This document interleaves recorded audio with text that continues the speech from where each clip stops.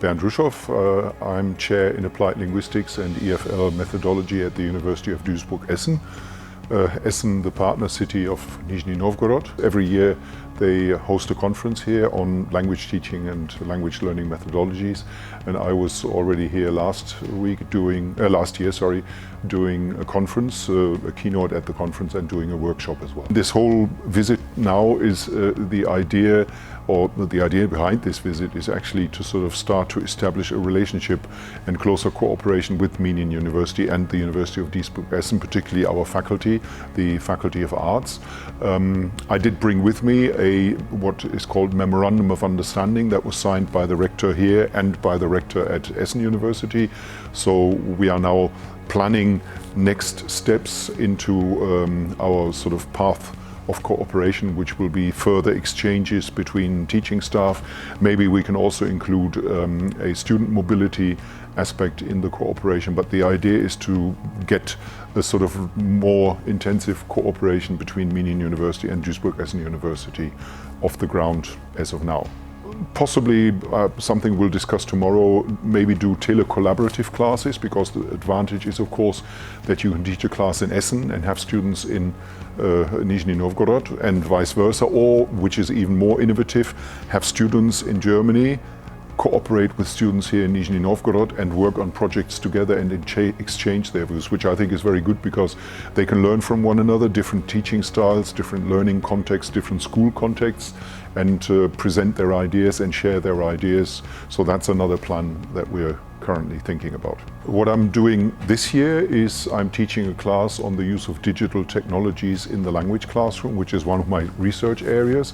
So what we're doing here is we're exploring different options of using digital technologies, apps, software programs, creative material in a language learning context. So we're dealing with language learning methodology, with the principles of language teaching and language learning, and see how that can be matched with creative and innovative use of technology in the language classroom. The technology is a long story. I'm doing research in other areas of language teaching and language learning as well, but as far as the technology is concerned, I actually started working with computers in language learning as early as the 1980s.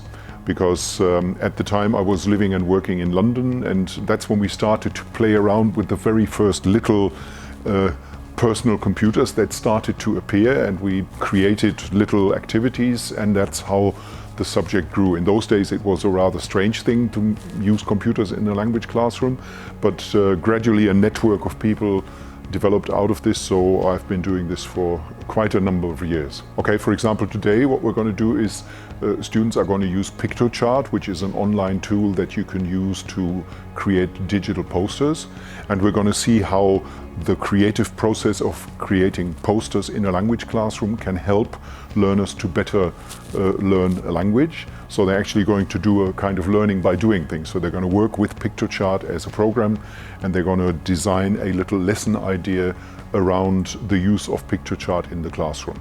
Another example would be we very often, also in this class, use interactive tools that allow students to give immediate feedback on what they've learned and brainstorm whether they've understood whatever was done in a lesson.